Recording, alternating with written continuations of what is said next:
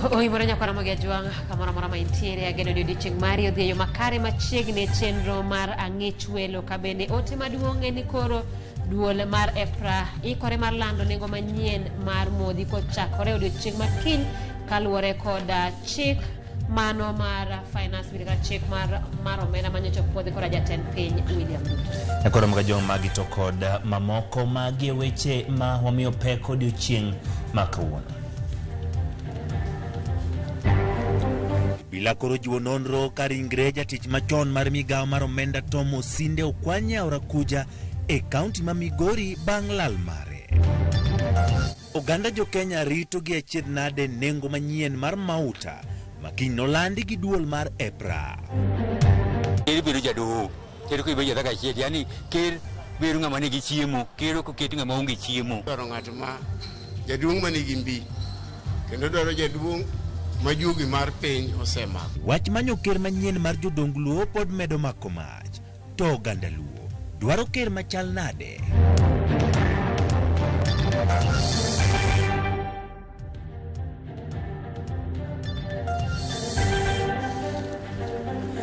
Nekora mogi kaka pile parni nemno mag tudruok in mago ma pod oyaw ariade kauchiel nono ben nyalo achiel kachiel kokale Facebook page marwa mar Ramogi TV, achiel kachiel e Twitter @Ramogi TV, achiel kachiel e YouTube Ramogi TV. Twakodwa kimiwa pachi e weche mago ma obro bedo kawakeloni odiochieng' makawuono. Nyinga Ochieng' Emmanuel. Machiegni kendo nyako Ramogi nyinga Simfrozo Kinda jaloko marwa Belinda Adhiambo. Kawachako ni duol mochung' ne tayo nengo modhi mag nyamburko kod teko sitime pachoka EPRA olaro ni gidhilando nengo manyien mar modhi e pachoka chakre kiny tich abich. Mabiro ndalo machuok bang' jatend piny Kenya William Ruto podho chik manyien mar omenda makoro medo osuru ma ijuogo e nengo mauta. Jafambo marwa Lydia Okeyo miyowa ler mar wach. En lendo ma idhigol gi duol mochung' ne tayo modhi mag nyamburko kod teko sitime pachoka EPRA. Lendo makoro dhi tero nengo mauta malo. Kaluwore gi chik manyien mar omenda manokete kogno gi jatend piny Kenya William Ruto, osuru michulo wi mauta ibiro chul nyadiriyo.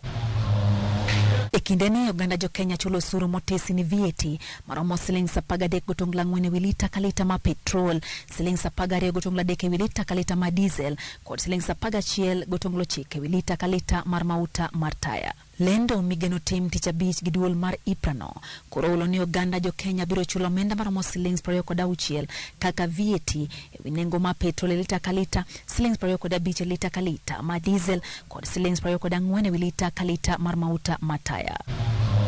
Medruok mar atamala 16 mar osuru no nyiso ni lita ma petrol biro idho nyaka shillings 195 gi otongla abich, ka diesel dhi idho nyaka shillings 180 to mauta mataya dhi bedo shillings 174 e boma ma Nairobi.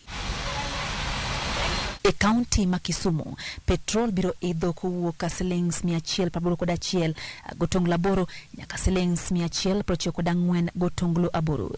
Diesel dhi wuok shillings 167 gotongla 4 nyaka 180 gotongla 4. Kama mauta mataya dhi wuok shillings 161 gotongla 7 nyaka shillings 173 gotonglo 7. E kaunti ma Siaya, petrol dhi wuok shillings 182 nyaka shillings 195, diesel dhi wuok shillings 167 gotongla 6 nyaka shillings 180 gotongla 6. Kama mauta mataya dhi wuok ka shillings 162 nyaka shillings 174. E kaunti ma Homa Bay, nengo petrol dhi wuok e shillings 182 gotongla 6 nyaka shillings 195 gotongla 6, diesel shillings 168 gotongla 3 nyaka shillings 181 gotongla 3. Kama mauta mataya dhi wuok shillings 162 gotongla 5 nyaka shillings 174 gotongla 5. Ka Migori, petrol dhi wuok e shillings 183 gotongla 5 nyaka shillings 196 gotongla 5. Diesel bro wuok shillings 169 gotongla 1 nyaka shillings 182 gotongla 1. Kama mauta mataya biro wuok shillings 163 gotongla 3 nyaka shillings 175 gotongla 3. Medo ke nengo mauta nenore ka gima dhi medo nengo mwandu e pachoka, ka nengo mag wuoth bende nitie luoro ni kidek medore. Jopiny pod medo golo pachgi ka girito lendo makamano. upande wetu wa biashara tunaona kwamba biashara yetu imeathirika kwa sababu wale wateja ambao tulikuwa tunapanda unapata kwamba wanaenda kwa kazi zao kwa miguu kwa sababu gharama ya maisha imesonga. Kitu tu tunaomba kwamba sisi wa Kenya wacha tuvumilia, kama serikali iko na mwelekeo mzuri, tuvumilie kwa muda fulani tuona kama hiyo gharama ya kuongeza kwa bei ya mafuta itazaa matunda ama hapana. Hii kazi yetu itakaa ngumu sana. Chuma customer waongezi pesa, hii kazi yetu sasa tunaona ni kama tutapaki hizi mapigipigi. Sasa hata maroni ikuje uchukue juu sasa hatutaweza kufuel mafuta na tulipe maloni. Juu sasa unapata unaweka mafuta 200 na unaunda 200 tu. Na uko na familia, watoto wanahitaji chakula nyumbani. Lazima sasa tuongeze ile bei ya usafiri kutoka sehemu moja kufika sehemu nyingine. So lakini pia inakuwa challenge kwa sababu si rahisi, unajua watu pia kuongeza pesa. Mtu anaweza amua atembee. Obviously when inflation is getting high, it means you are buying lesser goods and time the prices go up. So pocket wise it's going to invade our pocket. Banglendo Maticha Beach, ipra biro lando nengo manyien kendo tarika paga ngwendo marabirio. Lokruok mibiro time kin thuolo matine dwe achiel kapile to ithoro chiw lendo no mag modhigo bang' dwe achiel. Lydia Okeyo, Ramogi TV, Nairobi. Ramogi thuolo ni mari mar mondo minyiswa pache ni to kaluwore kod lendo ma igeto lando odiochieng' makiny kod EPRA ewi nengo mag modhi. Ikri nang'o poni nengo go biro dhi malo. To ing'eni gin mago mabiro loko chal mar ngima pacho kaendi. Ka wadhi nyime, wadhi nyaka mago matimore weche mag doho. Ni doho mar weche tich kod jotich kata Labour Court oyango ni midhiero mar dhungruok mar buche osebedo hinga e chenro mar yudo ratiro mapiyo. Yangore ni kachop dwe mar adek higani buche ma kwan gi romo 1162 pod ne ni doe pacho kama ngima kae buchego 785 gin mago mabende koro ne ok otim e yo makare. Chenro ma kamaendi jokanyo kod jal buche opoyo kenge moseketi gi bad migawo mar doho motelne gi Martha Koome emedo kwan dogo kendo duoko chien dhungruok mag buche. Giwacho ni kata doko ni buche yande odhungore okenge ma oseketi osekonyo ruyo buchego kendo kelo lokruok. The court has achieved a case clearance rate of 161%. A feat that underlines the ERC's active commitment to reduce the backlog of cases and deliver swift justice. It is an achievement that fills us in the judiciary with pride. But it is also a reminder and a clarion call to maintain the court's momentum, to never waver in the pursuit of efficient justice delivery. In a tireless effort to increase access to justice, we have extended the reach of the ERLC across the breadth of our great nation. Today we have 10 court stations, 3 of which are regularly served by visiting judges, and additional 11 sub-registries have been opened across the country. Jochiw thieth mapacho ka obogo chako ng'anyo tarik 14 dwe manyien poni piny owacho koyie keto e tim winjruoge mane giyiere ni piny owacho owinjo timnegi. Riwruoge go bende penjo yo ma idhi ketgo e tim paro mar medo omenda ma ijuogo ne agulu mar okumba mar thieth mar NHIF ka jafwambo marwa Judith Omondi ni kod ler mathoth. Riwruoge mag jochiw thieth kama oting'o Kenya Union of Clinical Officers, Nurses, Nutritionists, Public Health kind mamoko obogo chako ng'anyo tarik 14 dwe mar abiriyo poni piny owacho ok oyie keto e tim winjruok margi mar higa 2019. The 14th day of July, there will be no nurses, no clinic officers in any of the public facilities across the country because the Ministry of Health and the Council of Governors and the counties have refused to come to the table so that we can finish the negotiation and registration of collective bargaining agreements. Moko kuom jochiw thieth mohew 500 e kaunti ma Nakuru kata kamano ni osechako ng'anyo margi odiochieng' manyoro kaluwore kod oboke mane ogol kod tend kaunti no ni gibiro ng'ado oko rak margi kod laktechego chakre tarik 1 dwe mar 7. Ma en gima okum kod jotend riwruogegi makwayo tend kaunti no mondo duokgi e tich. While we don't support employment under hospital-based contracts, the county should consider absorbing all healthcare workers who now face imminent dismissal to ensure uninterrupted service delivery. Bende gikoni kata bed ni piny owacho mar Kenya Kwanza ne ogolo singo mar ndiko lakteche 20,000 e manifesto margi, ok gin gi adieri e singo maggi, kaluwore ni kata bajet mane ochwal ne migawo mar thieth ne odok piny higani kipimo kod higa ma okalo. In the current budget, we have seen a reduction in health budget of 5.6 billion. And we are wondering, instead of increment of the budget, and especially so that we can accommodate the employment of the 20,000 healthcare workers who are promised by the current regime, we are seeing a reduction. And we are wondering, how are we then going to move from universal health coverage to universal health care? Liet bende ne owuok e wi omenda mane omed ma owinjo chwal ne okumba mar thieth mar NHIF. Riwruoge gikoni ok gine tiende medo omenda michwalo malo kapok onyiso oganda thieth ma kadino biro thiedho ma ok gichudoe. Bende gikoni mibadhi ma okwako NHIF nyaka yue kapok omedgi omenda. Many Kenyans have challenges using NHIF cards to access health services. Against the background of corruption scandals, the NHIF must explain to Kenyan how the enhancement of contribution will enable them access quality services without suffering catastrophic financial.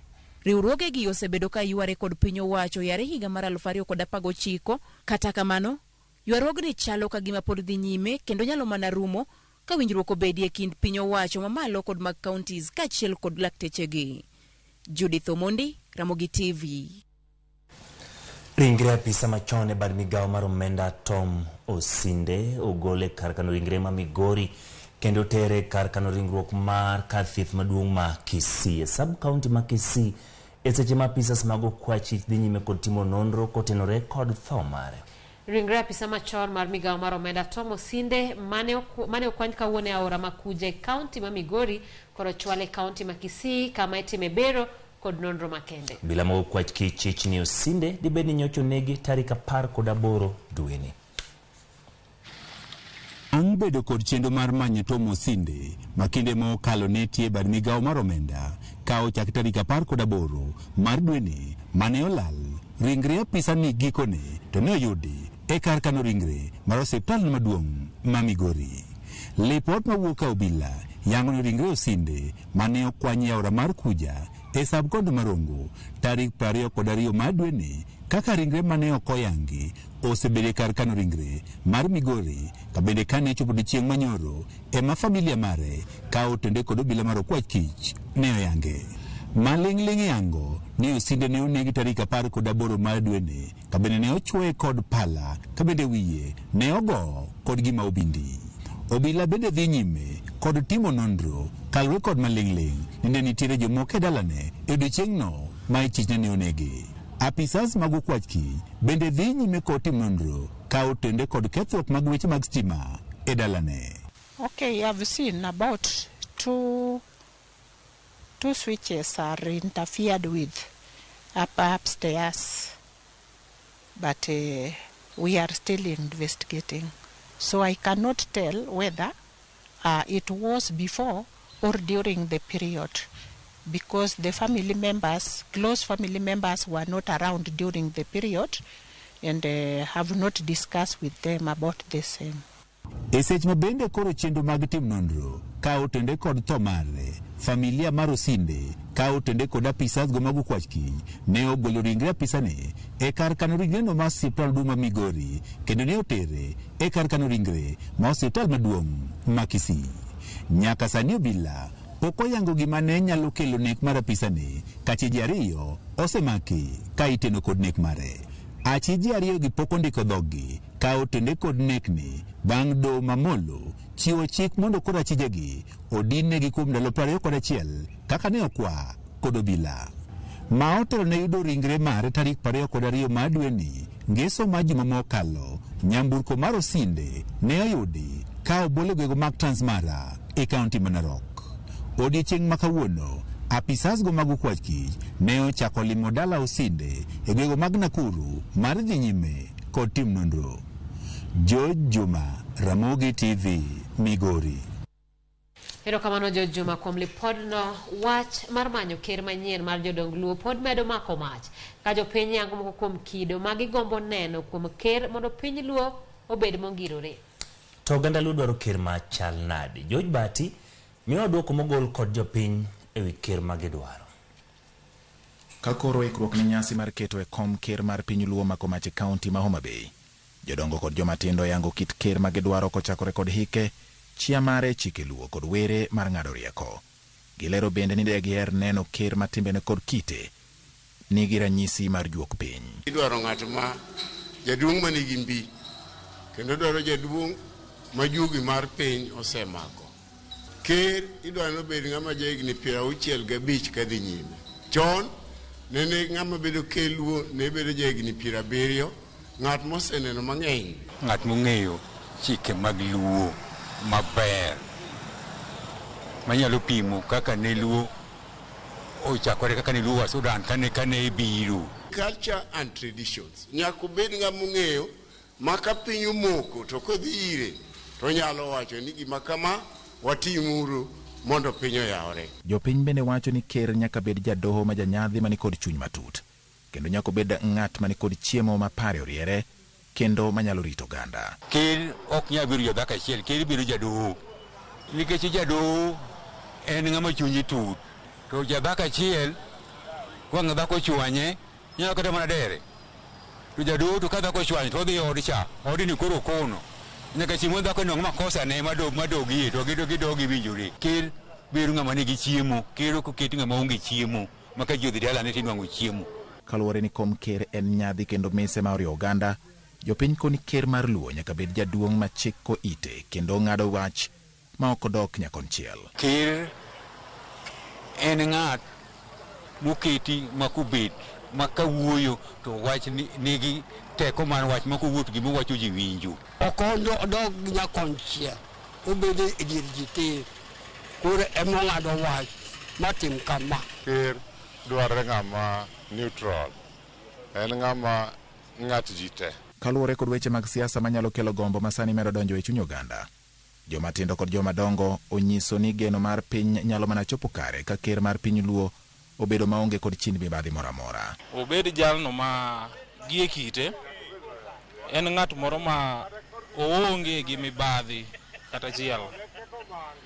Obed ng'ama jaratiro,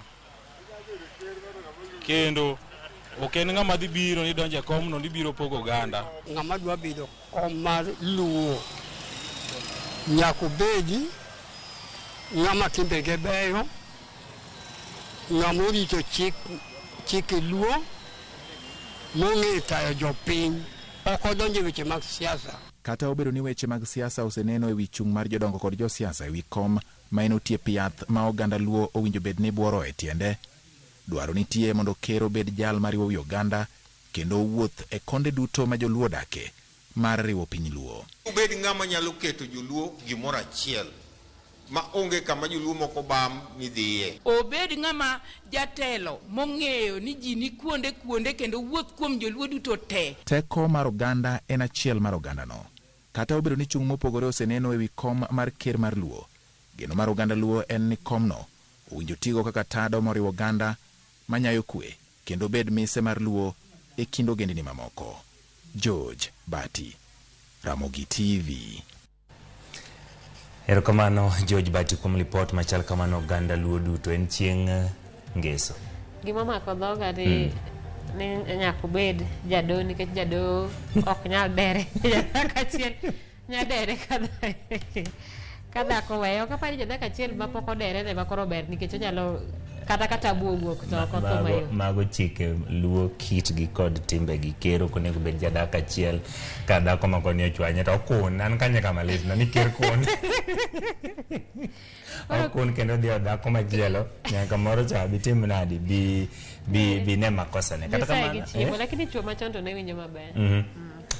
Wacho ni kata kamano nyakubedi ng'ano mari Uganda kendo mabro rito luo kiti kod timbegi. Mano mabro timre chieng' ngeso e gwenge mag Homa Bay wan gadier kendo bedi gadier ni Ramogi TV bro keloni kaka nyasino bro bedo katimore gi kido duto mabro bedo kanyo to kod ng'atno biro yie. Tie jogo maloso kodwa Levis Owino neno ka intiere Kitengela koni mano kuwuok e YouTube page mar Ramogi TV kamano kuom kete e Ramogi TV.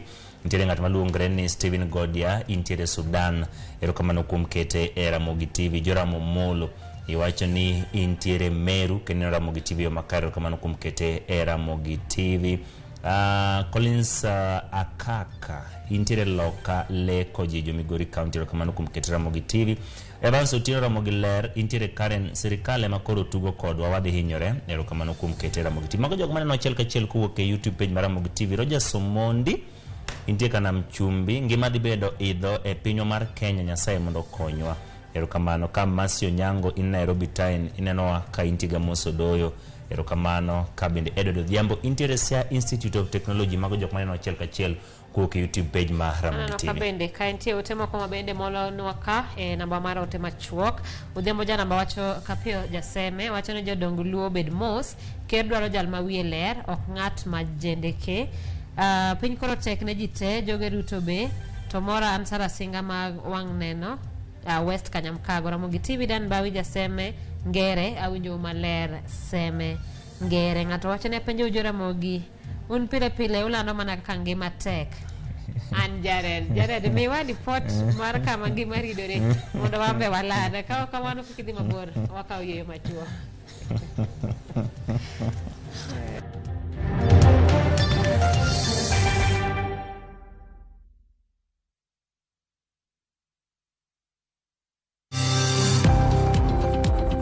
Ohala gi mwandu wakelo ni jolony e weche ohala. It is important mondo wan kaka joluo wabed gi dongruok. Wafwenyo ni adiera matut mag timo ohala. Tijni kidwa time en mana mashin mar luoko to gi kuminya yude pi. Wawuoyo e wi yore makare mag timo ohala. Kisechopo level mabedo brand onego ni gimoro amora mitimo en gima timogo makelo pesa. Wakonyi dongo ohandi ka wamiyi yore mag kano mwandu. Investment group kawache mana gi nyinge no en choko pesa kasto ikete kamoro kasto golo nyinge mabiro konyi e kinde mabiro. Omiyo wakwayo ni ji duto ket pesa gi e savings mondo wapuonji kaka gibiro tiyo kodo. Riwri kodwa chieng' tich ang'wen saa 1:45 otieno mana e Ramogi TV.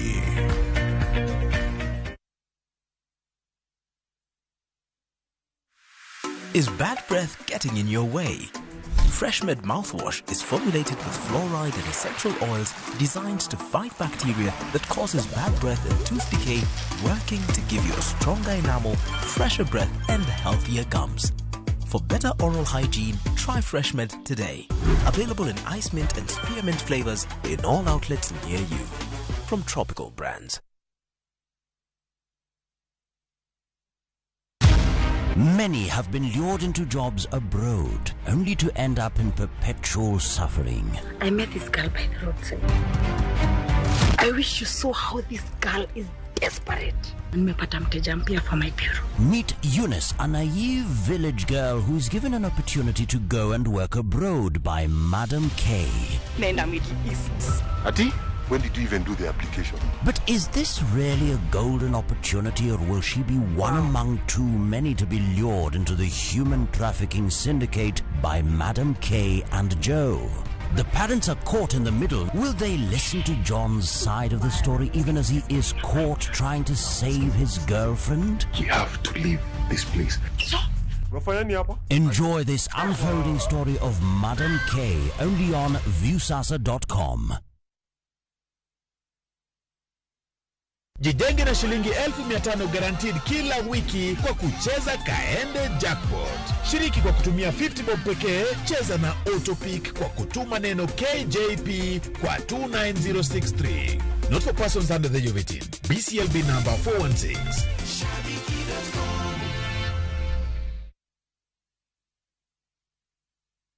Moluor gavana ma Kisumu County, Profesa Nyang' Nyong'o, ni kod mor mar lando ne weg mwandu ni oruch oko gi tamalo 100 chudo mag gope gi nyinyo te ewi lope mayudre e kaunti no. Kaw thuolo mar ng'uono mochiwni mondo itiek gopeni, ma kaw kamano tibo chulo gopeni go duto kendo nyalo kawni ondamo mar chik. Chop mana kod risit mari mar deposit ir Sub County Revenue Office mondo timni update mar data. Kaw thuolo mar ng'uono ni mondo geng' kum nyalo betie.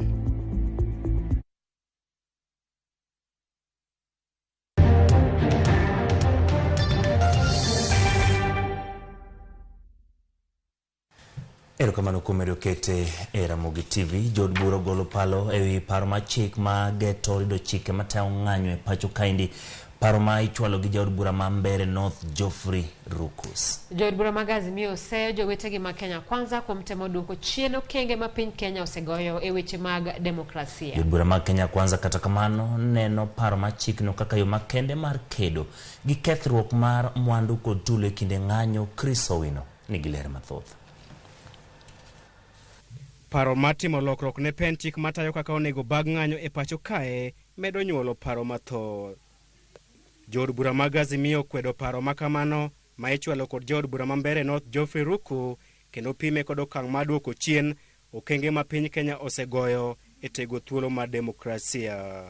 Mago gik manotem diere mane Moi president notimgi ok kawuone ka gichakore and gimotemo timono en ni nodwa ni mondo jo Kenya kamoro ng'e but onge kuma gino dhiye.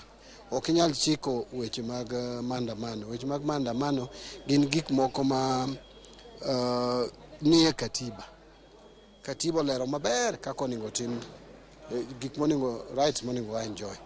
Koro miyo jaod burano okia gimo nonego kele bunge. I think the government has been trying to claw back a lot of rights. Even so the other day trying to make the commission, the police commission, irrelevant by the Inspector General trying to promote officers. I had to step forward and quash that. So I think we have to be vigilant and to ensure that the Constitution is implemented the way it is. If we don't like it, then let us amend it. But for as long as we have not amended it, I think we have an obligation to implement the Constitution the way it is. Senator Mabusia Okia Omtata onyiero paro mar chik makamano ka olero ni odhirocho fundni mag katiba e wi ratiro mag oganda. I think the Constitution is clear, and I don't think that bill that is, I have looked at it, that bill cannot meet the threshold in Article 24 for limiting rights. It cannot. Also, our brother needs to know that rights outside the bill, any provisions outside the Bill of Rights cannot be limited. So I don't know how you'll be going about limiting these rights, which cannot be limited because they are outside the Bill of Rights. Senator Manandi Samson Cherargei kata kamano orwako paro mar chik makamano ka owacho ni mano e yo kende mar neno ni piny Kenya obedo kod ng'anyo mamuol kaachiel kod geng'o kethruok mar mwandu mag jopiny e kinde ng'anyo. So I think this amendment is timely and we shall give the necessary support. Let us have order. You cannot just demonstrate for the sake of demonstrating it. Your right ends where my right begins. If I'm going to work and you are demonstrating, I should be able to access my place of work. You also demonstrate. But you know where we have in Kenya is hooliganism. It's no longer demonstrations. Because you have seen demonstrations in South Africa, you saw in Paris, France, demonstrations happen and they don't interfere with the normal running of the day. Lokruok makamano bende geno keto tenge kuonde mag bago ng'anyo e bombe ma pacho kae kaka itimo e pinje ma oko. I don't, you know, Article 37, the Constitution, even the Bill of Rights says when my rights end, you will start. What we need to say that if you go to other established democracies, there is what we call picketing corner or demonstration corner. So we can allow our brothers and sisters who want to demonstrate. Any Kenyan who want to demonstrate, we create a space here at the Bomas of Kenya. They can picket for there without inconveniencing others. Ponijo od buro puodho chikno, obila elemo mar inspector biro bedo gi teko mar chungo ng'anyo, gino mamoko kuom jopiny wacho ni inyalo tiyogo marach e mayo jopiny ratiro mar ng'anyo. The police officers who are in the demonstrations trying to keep order, to ensure that there's public safety and there's public order, in case they assess the situation and see the situation is getting out of order, then we have to give powers to the police officer of the rank of inspector and above to determine whether that demonstration is going to continue or not. Jo od bura mag Azimio bende ogolo siem ne jowetegi mag Kenya Kwanza mondo chwal paro mag chik madhi kelo ber ne oganda jo Kenya kar biro kod chike madhi kumo kweth mobalo kod piny owacho. So today you could be in power in a house and you want to see the world through the keyhole and you think that's what there is. Tomorrow you'll be out there and you may not be able to have the same privileges.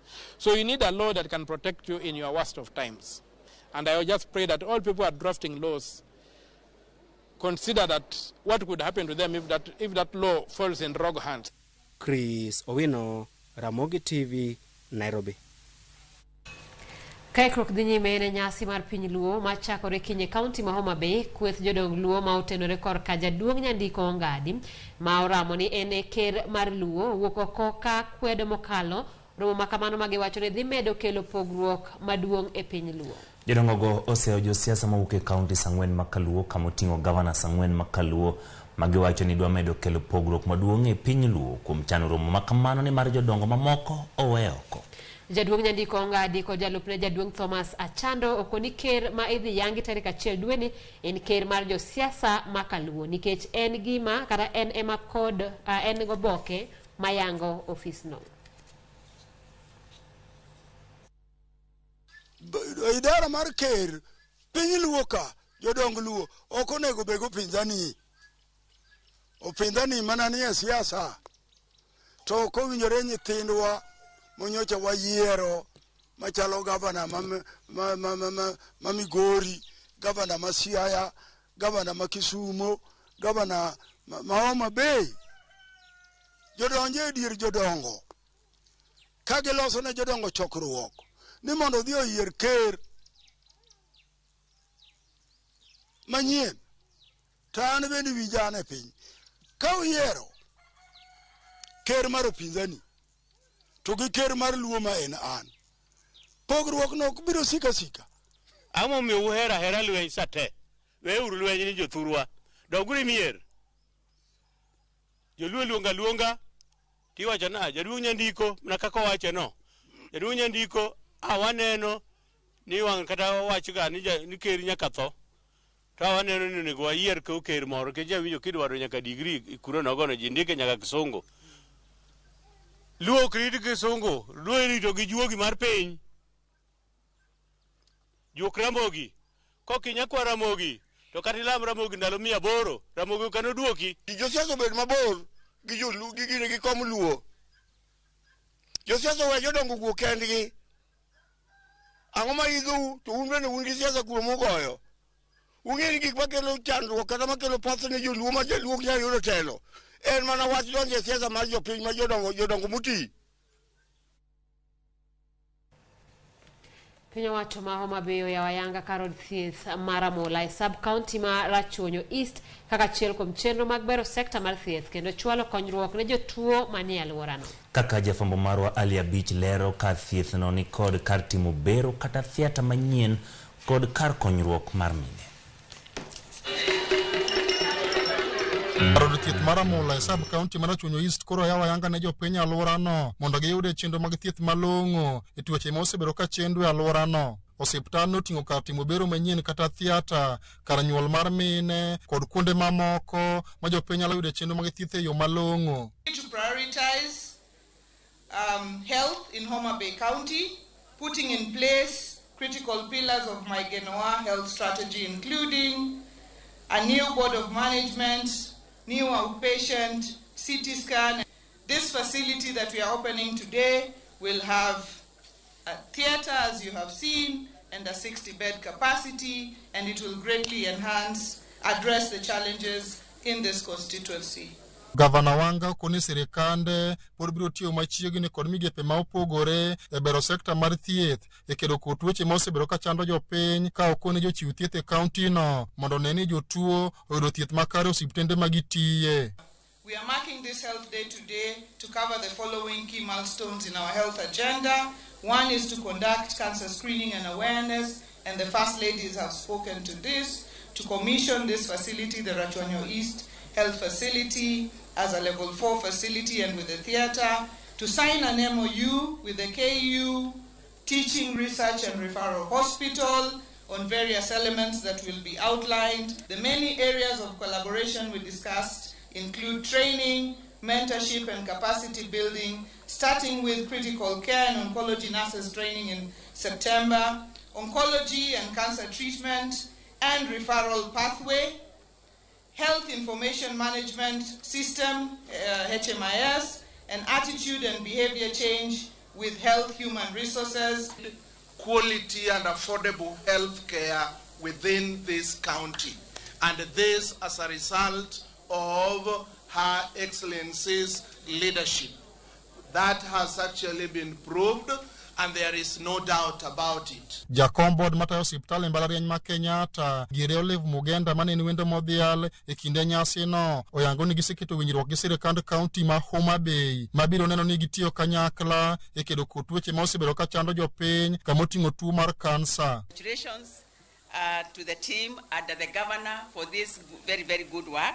I've seen the building is excellent, and I'm very, very proud of what you are doing.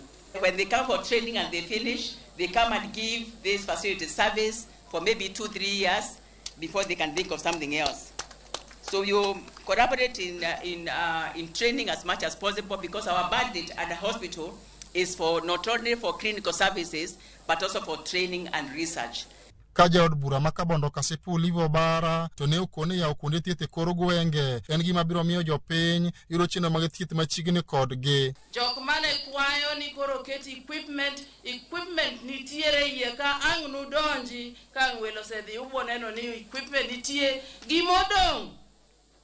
And the key word here to our people, aneno a big group of people here as the staff of the county, manitiere sub-county Marwa, Rachonyo East. The key word here is service to the people. Alia Beach, Ramogi TV, Homa Bay.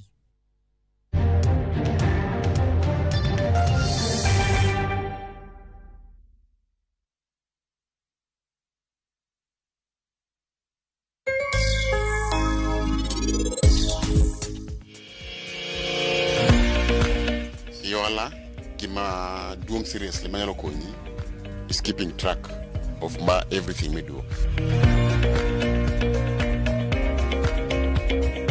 Kida chako nini mar container, faida mare en ni ibiro tiye, kisa tiye, to ka customer osekawe to ibiro yudo faida ne wiye, to inya neno gima itimo go mbeleni. Dial *334# to enjoy 1 GB at 50 Kenya shillings for 24 hours. Bundle exclusively available on Airtel Money. Okay, nimeshasetiwa hiyo 1 GB. Sana data yako kakuku tu.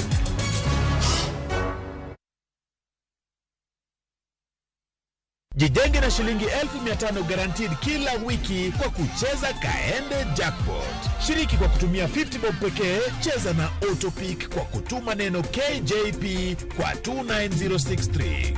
Not for persons under the age of 18. BCLB number 416.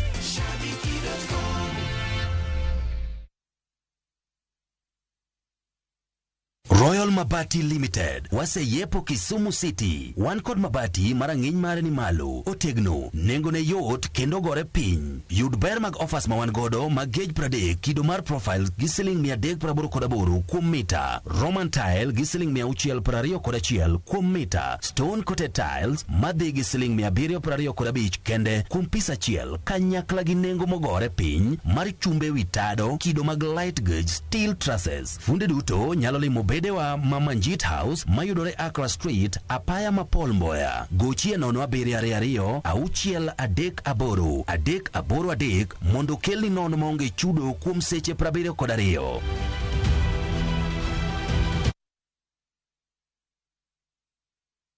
Nyiew tokens mag stima nono maonge pesa ma ing'adi mana gi Airtel Money. *334# bang'e yier kama ondikni lipa na Airtel Paybill. Kasto iyier kama ondikni KPLC.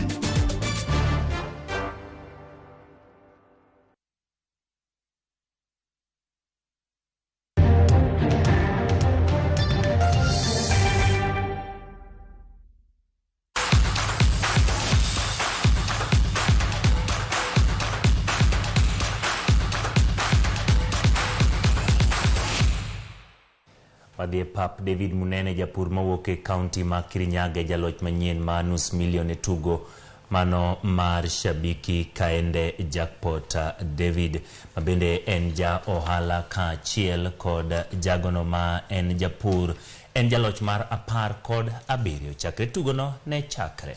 Kaoyango ni ne en geno mare mar loyo omenda ka koro biro donjo go e weche mag ohala kod pur.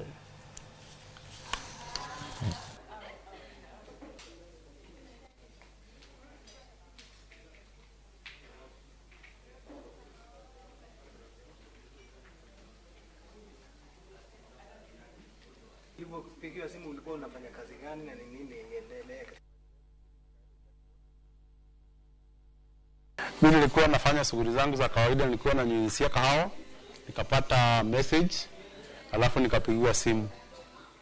Nilikuwa nafikiria ni uongo, lakini nilipigiwa simu na ile namba ya 0702 163 sasa ndio nilikubali ni ya ukweli. Ningewaambia watu waendelee kushiriki kwa KJP, alafu wanatuma kwa 29063 na watakuja kufaulu. Tima tukago kumar KCBRFC timora kokagichomo wenge gi tuke mag Dala Sevens mabiro tugi kodirani e boma ma Kisumu. KCB manigi okombe mathoth e tuke go biro bedo e pula chiele kind Mombasa RFC, Kenya Harlequins to kod Balariany ma Masinde Muliro. Thoth jotugi mosebedo oko kod hinyruok biro yudo thuolo maduong' e timno gi kodirani e tuke mag Dala Sevens.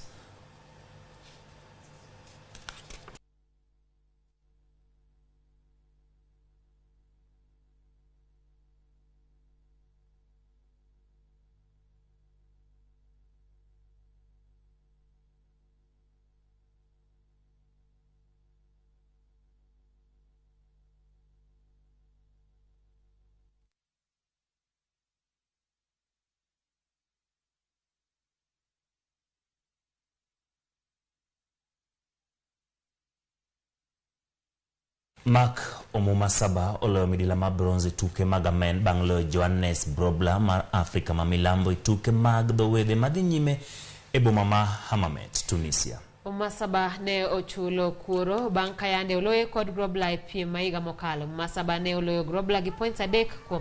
Ne oloyo nus final, noloyo e nus final kod Sin Sembene manodhi nyime kendo loyo midila mar Mula.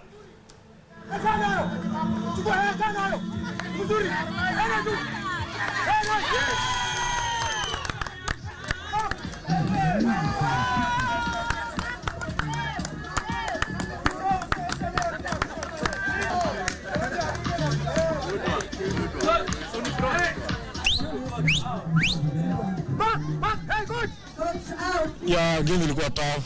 Sasa nikasema opponent alikuwa ni mtu goigoi. Yeye pia alikuwa ametrain, alikuwa anajua nini anafanya. Pia alikuwa mwaindona, alikuwa anatafuta hiyo silver, lakini sasa bahati nzuri mimi ndo nimeenda na tuke moko ma dwaro wagoko madongo gi teko mathoth. Winjo simfras. Meyo go. Ositemo wacho nango. Omuma Saba chalo ng'at dhano ariyo ma ni kamoro achiel. Kendo abro wacho modongo bang'e. Tim adhula mar Kenya mar dhowath nigi thuolo mar loyo midila mar gold e tuke mag African Beach Games bang' loyo Libya kendo logi kod Tanzania. Bang' Tanzania loyo gi beach kuom 3 e tuke gi mar 2, Kenya ne ochuno mondo olo Libya mar dong' e tuke go madhi nyime ka giloyo Libya gonde 11-8.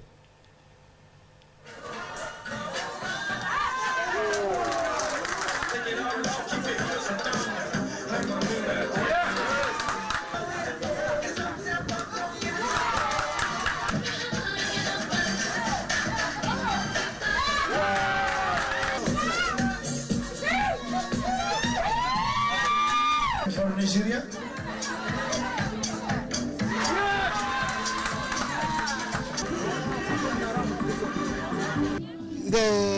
Mechi za kwanza tulikuwa tunacheza kudefend, so after kulearn kuwa tuna defend sana plus madefender wanachoka, inikaa ni ngumu sana. Sasa ikabidi tubadilishe, tucheze madefender wawili na striker wawili, so inakuwa rahisi kwetu, pia defender anakuja na pia ana cover, inakuwa rahisi. Nyaka Ramogi mane makelo giko mar weche manyien kata kamano nitiere ote moro maber ne jogo ma bende luwo team mar Manchester United mar tuke go mag English Premier League ma Emmanuel Tuono kata kamano ma thuolo mondo me imi jo Manchester ote no. Manchester United jatugo mosebedo kuluwo Mason Mount koro chopo winjruok kunyiewo kanyo gi milion modhuro $60 milion don koro ber pesa nitie kamano edo kamano kombudo kodwa cheno ni nyinga Simfruz Okinda nyinga Uchengi Manuel jaloko maro nen Belinda Dhiambo waradi kendo Sadek chenro mar oimore